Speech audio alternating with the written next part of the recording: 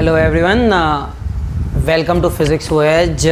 आज हम बात करने वाले हैं मैग्नेटिज़्म चैप्टर के बारे में। क्लास 12th का चैप्टर है मैग्नेटिज़्म, इसके बारे में हम बात करेंगे। तो देखिए, ये मैग्नेटिज़्म की जो शुरुआत है, जैसा कि नाम में ही से ही पता चल रहा है कि actually it is derived from this word magnet. और मैग्नेट जो है, इसकी जो स्टोरी है वो तो आपको पता है कि मैग्नीशिया नाम का एक प्लेस था, और उस मैग्नीशिया नाम के प्लेस पे क्या हुआ था कि एक स्टोन जो था उसकी कुछ ऐसी प्रॉपर्टीज़ देखी गई कि वो क्या करता है, वह जो है अट्रैक्ट करता है आयरन ऑब्जेक्ट्स को। तो जब ये पता चला तो पहले तो लोग बड़े अचंभित हुए, है ना, दे वर bewildered. But later on they came to know that this stone has this particular property, and by the name of the place, after the name of the place, they called it magnet. ठीक है। अब इसको जो है magnet जो है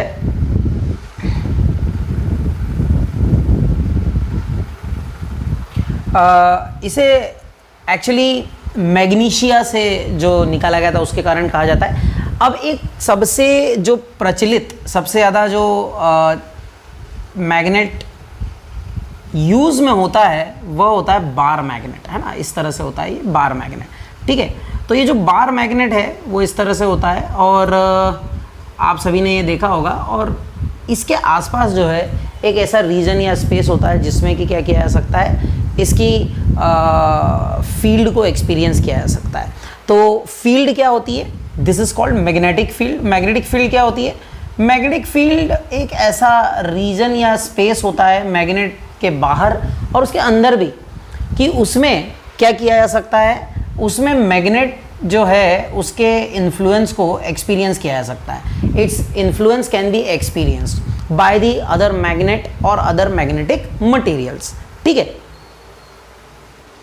तो दूसरे मैग्नेट या मैग्नेटिक मटेरियल्स को वो क्या करता है, अट्रैक्ट करता है मैग्नेट, और यह जो है इसे कहा जाता है मैग्नेटिक फील्ड। इस रीजन को कहा जाता है मैग्नेटिक फील्ड, ठीक है। अब जो अर्थ है वह भी क्या करती है, एक मैग्नेट की तरह बिहेव करती है, ठीक है। अच्छा, जो आपका बार मैग्नेट है, इसका नाम क्योंकि बार जैसा है इसलिए बार मैग्नेट है। इसमें जो हैं पोल्स होते हैं, नॉर्थ पोल और साउथ पोल, ठीक है। अब ये कैसे होते हैं, क्या इसका रीज़न है, वो हम इसको और विस्तार से अभी पढ़ने वाले हैं, ठीक है। अब देखिए, मैग्नेट के संदर्भ में, मैग्नेट के कॉन्टेक्स्ट में अगर हम बात करते हैं तो आप देखिएगा कि मैग्नेट जो है, अर्थ जो है वह भी एक मैग्नेट की तरह क्या करती है, बिहेव करती है ना। It acts as a big bar magnet. और इसका सबसे बड़ा प्रूफ क्या है? इसका सबसे बड़ा प्रूफ ये है कि अगर आप एक क्या करते हैं, बार मैग्नेट लेते हैं और इस बार मैग्नेट को फ्रीली सस्पेंड कर देते हैं, ओके। अगर आप इस बार मैग्नेट को फ्रीली सस्पेंड कर देते हैं तो फ्रीली सस्पेंड करने पर बार मैग्नेट जो है वो हमेशा अलाई करता है नॉर्थ साउथ डायरेक्शन में, जोग्राफिकल नॉर्थ साउथ डायरेक्शन में अलाई करता है ना। जो पोल जोग्राफिकल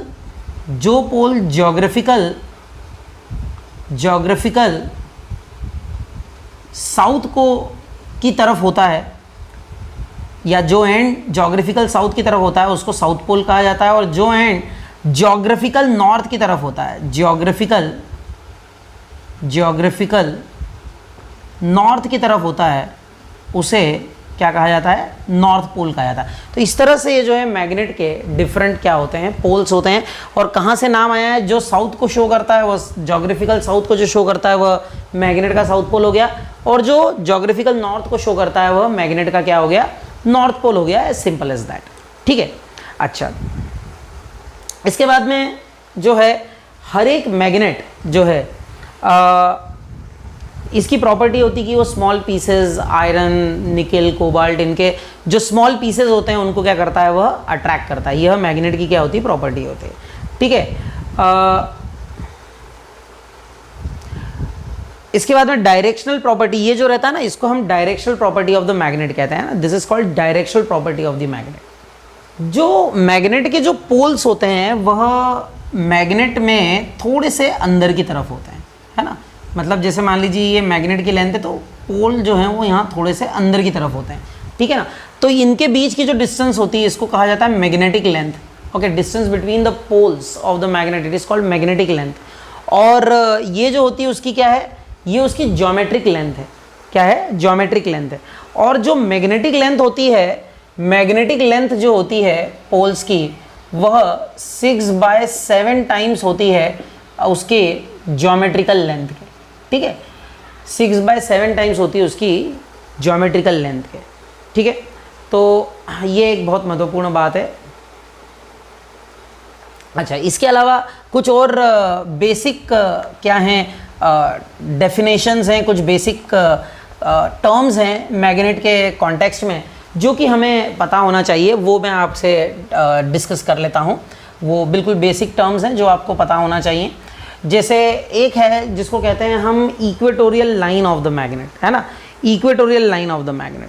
तो देखिए इक्वेटोरियल लाइन जो होती है वो क्या होती है कि जैसे अगर आपने कोई मैग्नेट लिया, ठीक है, ये आपने एक मैग्नेट लिया और इस मैग्नेट का जैसे ये नॉर्थ साउथ ले लिया और यहाँ पर ये लेंथ है, और ये जो परपेंडिकुलर लाइन आपने बनाई है ना, जो कि उसके सेंटर से होकर जा रही है, ऐसी परपेंडिकुलर लाइन जो आपने ड्रॉ की है, ये जो परपेंडिकुलर लाइन है जो आपने ड्रॉ की है, this perpendicular line which you have actually drawn, this is called equatorial line. इसे क्या कहा जाता है, इक्वेटोरियल लाइन कहा जाता है, इक्वेटोरियल लाइन कहा जाता है, ठीक है ना। This is the equatorial line, clear है। तो ये जो है इक्वेटोरियल लाइन है। अच्छा, इसके अलावा जो है एक इक्वेटोरियल लाइन के बाद में होता है एक मैग्नेटिक मेरिडियन, है ना। एक और बहुत इम्पॉर्टेंट डेफिनेशन है जो कि बार बार यूज़ होती है, वो है मैग्नेटिक मेरिडियन, मैग्नेटिक मेरिडियन। तो इसको भी देख लेते हैं, आइए कि मैग्नेटिक मेरिडियन क्या है। तो देखिए क्या होता है कि अगर आप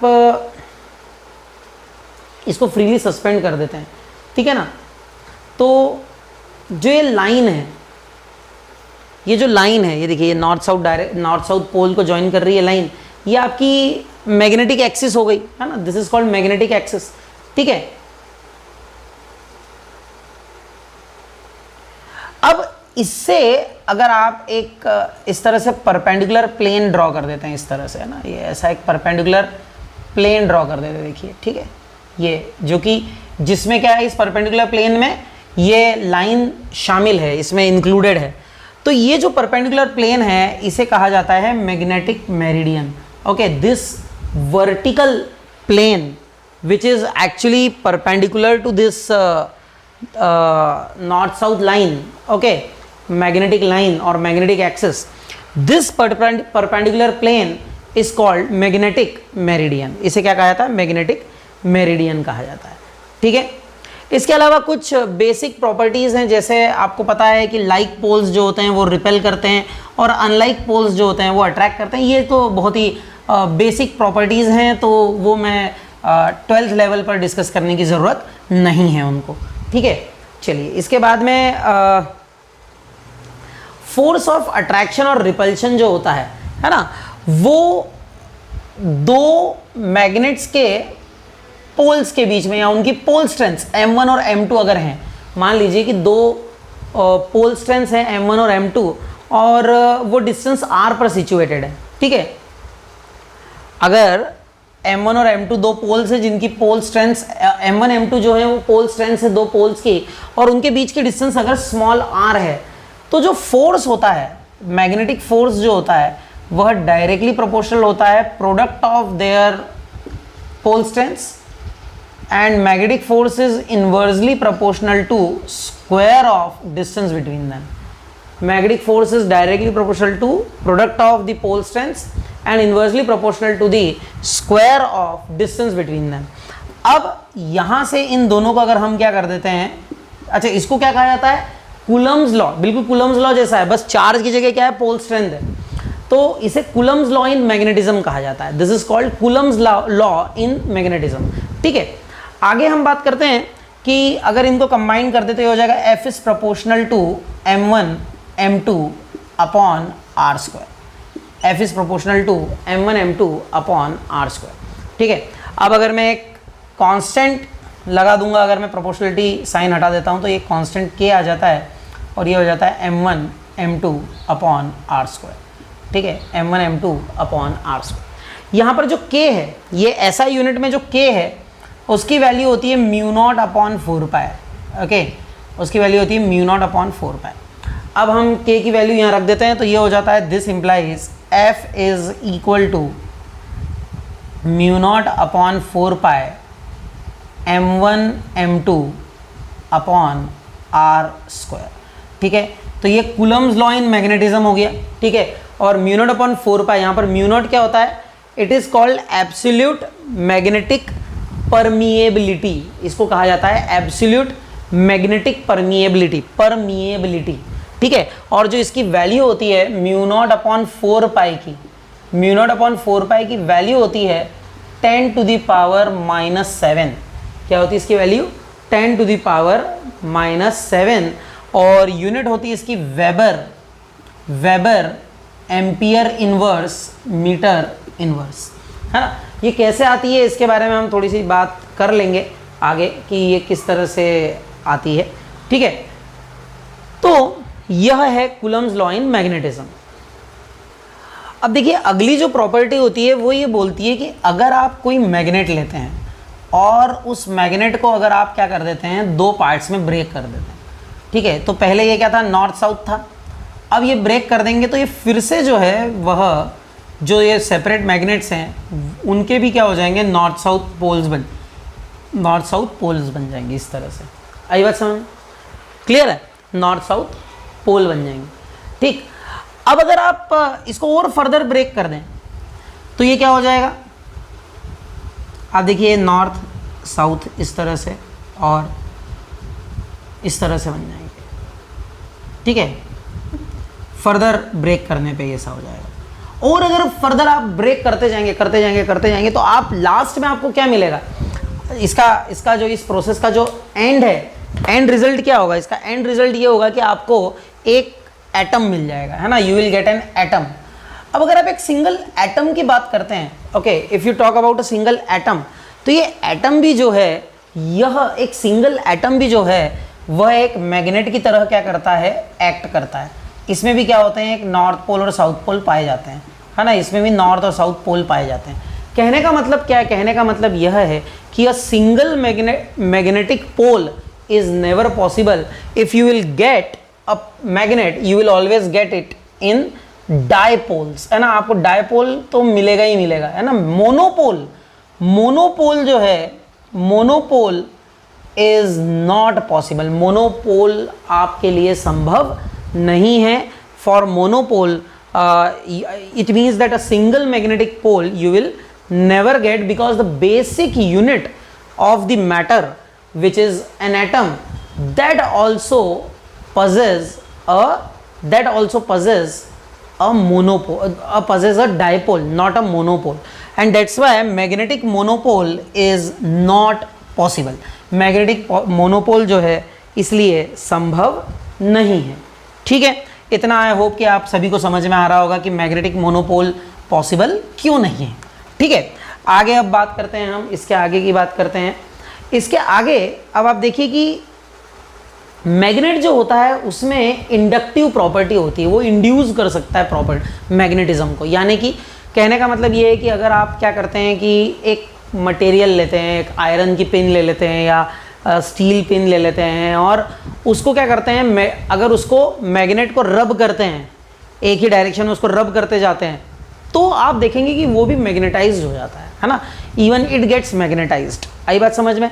तो कहने का मतलब यह है कि आप मैग्नेटिज्म को इंड्यूस्ड कर सकते हैं, यू कैन इंड्यूस मैग्नेटिज्म।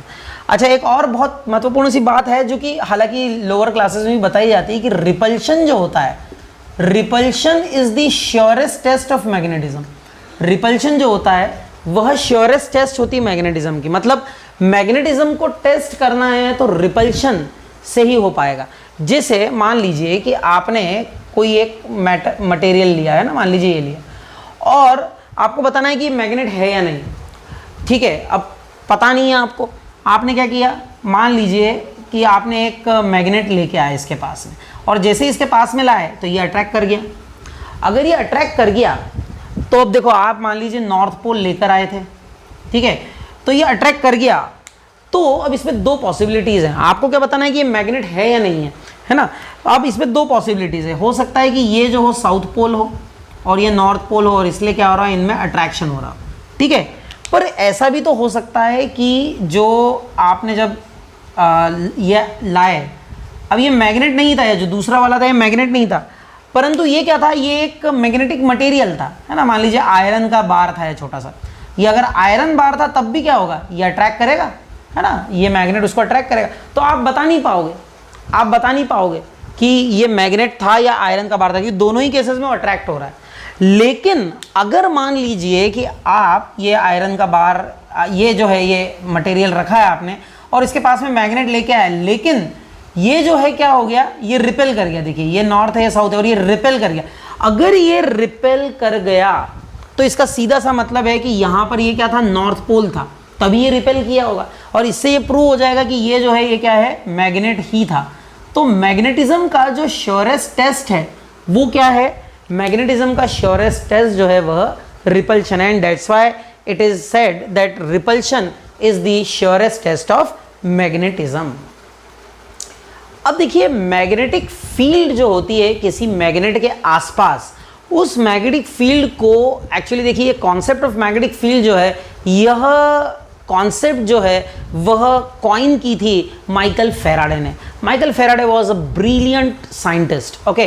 तो माइकल फेराडे जो था उसका इमेजिनेशन पावर बहुत ज़्यादा था और उसने ये सजेस्ट किया कि मैग्नेट जो होते हैं उसके आसपास जो होती है मैग्नेटिक फील्ड लाइंस होती हैं, है ना। उन्होंने बताया कि मैग्नेट के आसपास का जो रीजन है जिसे हम मैग्नेटिक फील्ड कहते हैं, जिसमें उसके इन्फ्लुएंस को एक्सपीरियंस किया जा सकता है, वह जो रीजन है उसे हम मैग्नेटिक फील्ड लाइंस की मदद से क्या कर सकते हैं, रिप्रेजेंट कर सकते हैं, ठीक है। और मैग्नेटिक फील्ड लाइंस को उन्होंने कैसे बताया, तो देखिए बताने का जो तरीका था वो बड़ा ही आसान था। उनका कहना था कि आप एक मैग्नेट लीजिए और उस मैग्नेट के आसपास अगर आपने एक कंपस रख दिया, तो जैसे अगर आपने यहाँ एक कंपस रख दिया तो कंपस का जो नॉर्थ पोल है इससे रिपेल करेगा। आप इसको मार्क कर लीजिए और फिर इस पॉइंट पर रख दीजिए। जैसे ही आप इस पर रखेंगे तो आप देखेंगे कंपस का नॉर्थ पोल फिर इस डायरेक्शन को शो करेगा। यहाँ मार्क करके अब इस पॉइंट पर रख दीजिए, कंपस का नॉर्थ पोल ऐसा शो करेगा। यहाँ मार्क करके शो करिए, ये यहाँ दिखाएगा। यहाँ मार्क करके इसको यहाँ रख दीजिए, इस तरह से दिखाएगा। यहाँ मार्क करके रख दीजिए, अब ये जो है ये इस तरह से दिखाएगा। यहाँ मार्क कर दीजिए, इस तरह से दिखाएगा। यहाँ मार्क करके रख दीजिए, ये अब इस तरह से दिखाएगा। यहाँ मार्क करके रख दीजिए, अब ये इस तरह से दिखाएगा। और फाइनली जो है ये इस तरह से अंदर चला है। तो ये जो है एक मैग्नेटिक फील्ड लाइन को हमने क्या किया है, रिप्रेजेंट किया है। ऐसे कई मैग्नेटिक फील्ड लाइंस को हम क्या कर सकते हैं, रिप्रेजेंट कर सकते हैं और उससे हम एक मैग्नेटिक फील्ड जो है मैग्नेट के अराउंड, उसको हम क्या कर सकते हैं, बता सकते हैं। तो इस तरह से आप मैग्नेटिक फील्ड लाइंस की मदद से magnetic field around a magnet क्या करते हैं, बताते हैं। अब बात ये आती है कि ये मैग्नेटिक फील्ड जो है ना, मैग्नेटिक फील्ड लाइंस जो हैं इनकी कुछ प्रॉपर्टीज होती हैं, है ना। तो आइए इनके बारे में हम बात करते हैं। बहुत इंपॉर्टेंट बात है, properties of magnetic field lines. अब ध्यान से समझिएगा, कुछ बहुत ही इंपॉर्टेंट प्रॉपर्टीज है मैग्नेटिक फील्ड लाइंस की जो आप सभी को पता होना चाहिए। तो सबसे पहले तो देखिए मैग्नेटिक फील्ड लाइंस जो होती हैं कॉन्टिन्यूअस कर्व होती है। कैसी होती है, कॉन्टिन्यूअस कर्व होती है। अच्छा, इसका मतलब समझिएगा, कंटिन्यूअस कर्व है ये, है ना, मतलब ये कहीं भी ब्रेक नहीं होगी, there won't be any break. आपने लिमिट फंक्शन कॉन्टिन्यूटी पढ़ा है, तो उसकी पहली शर्त क्या है, कॉन्टिन्यूटी ऑफ ए फंक्शन की शर्त ये होती है कि हर पॉइंट पर वह एग्जिस्ट करना चाहिए, कोई भी ऐसा पॉइंट नहीं होना चाहिए जहां पर वो एग्जिस्ट न करे, ठीक है। तो ये क्या है, कॉन्टिन्यूअस कर्व है ना, कॉन्टिन्यूअस कर्व है, ठीक है। और ये कंटिन्यूअस क्लोज्ड कर्व है ना, ये क्या है, कंटिन्यूअस क्लोज्ड कर्व है। अच्छा, क्लोज्ड कर्व होने का मतलब क्या है कि एक लूप बनाता है। अच्छा, तो ये भी एक बहुत महत्वपूर्ण बात है कि लूप बनाता है। इसका मतलब ये है, देखिए कि जैसे अगर मान लीजिए कि ये एक मैग्नेट है, तो किसी मैग्नेट के आसपास अगर आप मैग्नेटिक फील्ड लाइंस बनाएंगे, मान लीजिए नॉर्थ पोल है, ये साउथ पोल है ना, हम बाहर लिख देंगे इसको। तो अगर आप मैग्नेटिक फील्ड लाइंस बनाएंगे तो देखिए यहाँ से ये इस तरह से निकला और ऐसे जाके ऐसा है, और अंदर जो है मैग्नेट में भी वो क्या करती हैं, एग्जिस्ट करती हैं।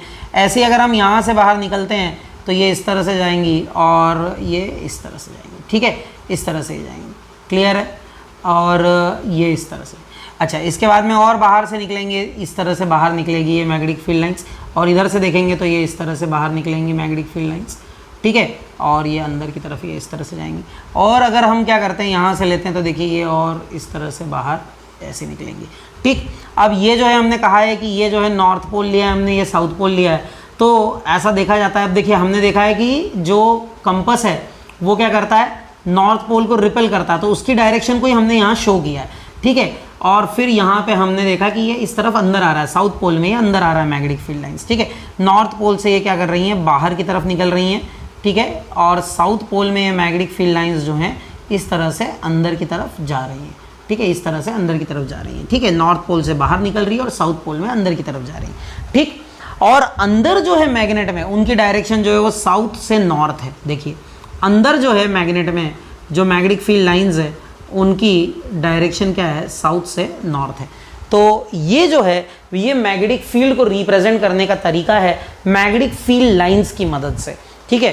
तो यह तो बात हो गई कि मैग्नेटिक फील्ड लाइंस किसी मैग्नेट की आसपास किस तरह से दिखती हैं, किस तरह से दिखाई देती हैं और किस तरह से ये हम रिप्रेजेंट कर सकते हैं। अब और प्रॉपर्टीज हम देखते हैं। तो पहली बात होगी कंटिन्यूस कर्व है, कंटिन्यूस क्लोज कर्व हैं ये, कंटिन्यूस क्लोज लूप्स हैं ये, ठीक है।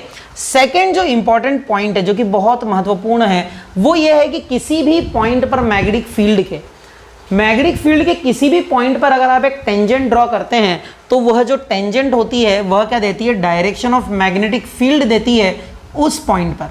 मान लीजिए कि ये जो है हमारा क्या है, मैग्नेटिक फील्ड लाइन है ये हमारी, और इसके किसी पॉइंट पर मान लीजिए हम यहाँ पर क्या करते हैं, एक टेंजेंट ड्रॉ करते हैं। देखिए तो टेंजेंट क्या करती है, कर्व को एक पॉइंट पर टच करती है। तो मान लीजिए ये हमने एक यहाँ पर टेंजेंट बनाई है, ठीक है, दिस इज द टेंजेंट, ये इस तरह से हमने एक टेंजेंट बनाई, ठीक है, इस पॉइंट पर हमने ऐसी टेंजेंट बना ली, ठीक।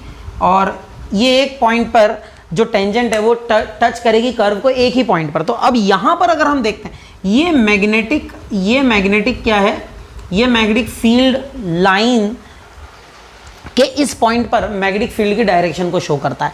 Tangent drawn at any point of the magnetic field gives you the direction of the tangent, direction of the magnetic field at that point, ठीक है।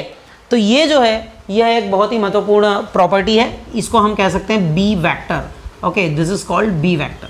आई बात समझ में, मैग्नेटिक फील्ड वेक्टर को बी वेक्टर से डिनोट किया जाता है, ठीक। अब तीसरी सबसे इंपॉर्टेंट प्रॉपर्टी जो है वो ये है मैग्नेटिक फील्ड लाइंस की कि दो मैग्नेटिक फील्ड लाइंस कभी भी एक दूसरे को इंटरसेक्ट नहीं करती हैं। Two magnetic field lines will never intersect each other. कहने का मतलब क्या है, कहने का मतलब ये है कि अगर मान लीजिए ये दो मैग्नेटिक फील्ड लाइंस हमने ले ली, ठीक है, और अगर हम इसको क्या कर रहे हैं, इंटरसेक्ट कर रहे हैं, ठीक है, तो ये ऐसा हो नहीं सकता है कि वो इंटरसेक्ट करें। मैग्नेटिक फील्ड लाइंस कभी इंटरसेक्ट नहीं करेंगे। कारण क्या है उसका समझिए। जैसे इस पॉइंट पर अगर हम ड्रॉ करते हैं टेंजेंट, मान लीजिए इस पॉइंट पर टेंजेंट हमने ड्रॉ करी और वो टेंजेंट की डायरेक्शन कुछ ऐसी आई, ठीक है, this is the direction of the tangent at this point, clear है। और अगर हम क्या करते हैं, अगर इस पॉइंट पर डायरेक्शन ड्रॉ करते हैं तो देखिए डायरेक्शन ऑफ टेंजेंट जो है वो इस तरह से होती है, ठीक है। तो ये दोनों जो हैं ये डायरेक्शन क्या है, टेंजेंट्स की हैं, ठीक है। अब देखिए एक ही पॉइंट पर दो टेंजेंट्स बन गई और इसका मतलब है कि एक ही पॉइंट पर दो डायरेक्शन है मैग्नेटिक फील्ड की। याद रखिए एक ही पॉइंट पर दो डायरेक्शन मैग्नेटिक फील्ड की नहीं हो सकती, and that's why it is not possible that two magnetic field lines they will intersect each other, इसलिए ऐसा संभव नहीं है। तो ये एक और बहुत महत्वपूर्ण प्रॉपर्टी है मैग्नेटिक फील्ड लाइन की। अगली प्रॉपर्टी जो है मैग्नेटिक फील्ड लाइन की वो ये है कि density of magnetic field lines in a region, magnetic field line की डेंसिटी किसी रीजन में जो है वह क्या बताएगी, वह बताएगी आपको कि मैग्नेटिक फील्ड स्ट्रेंथ क्या है। अगर डेंसर है मैग्नेटिक फील्ड किसी रीजन में तो इसका मतलब है कि मैग्नेटिक फील्ड बहुत स्ट्रांग है, और अगर वह रेयरर है तो इसका मतलब है कि मैग्नेटिक फील्ड जो है वह क्या है, it is not so strong. कहने का मतलब आप देखिए, आप ये मैग्नेटिक फील्ड लाइंस को देखिए, यहाँ पर आपको दो रीजन्स दिखाई दे रहे हैं, एक ये रीजन है और एक ये रीजन है। मैंने लगभग सेम एरिया का लेने की कोशिश की है। अब ये रीजन ए को देखिए और रीजन बी को देखिए, आपको सारी बातें स्पष्ट हो जाएंगी। रीजन ए की अगर मैं बात करूँ तो रीजन ए में आपको दिखाई दे रहा है कि रीजन ए में जो है वह डेंसिटी ज्यादा है, इसलिए जो मैग्नेटिक फील्ड की जो स्ट्रेंथ है वो रीजन ए में ज्यादा है as compare to magnetic field strength in region B. ठीक है, एज कंपेयर टू magnetic field in region B, and that's why we say that the intensity of magnetic field line in a region represent density of magnetic field lines in a region represent strength। तो यहाँ पर strength ज़्यादा होगी और इधर strength कम होगी। अच्छा, इसके अलावा अगर आप यूनिफॉर्म मैग्नेटिक फील्ड की बात करते हैं तो देखिए यूनिफॉर्म मैग्नेटिक फील्ड जो है उसको आप रिप्रेजेंट करते हैं पैरेलल इक्विडिस्टेंट लाइंस से। कैसे रिप्रेजेंट करते हैं? पैरेलल इक्विडिस्टेंट लाइन से। तो अगर आप क्या करते हैं, इस तरह से पैरेलल इक्विडिस्टेंट लाइन बनाते हैं तो ये जो है यह यूनिफॉर्म मैग्नेटिक फील्ड को रिप्रेजेंट करता है। This shows uniform magnetic field. Okay, ये क्या बताता है? यूनिफॉर्म मैग्नेटिक फील्ड को बताता है। अच्छा, इसमें एक और बात यहाँ याद रखिए कि ये जो है ये नॉन यूनिफॉर्म मैग्नेटिक फील्ड है। This is non uniform magnetic field.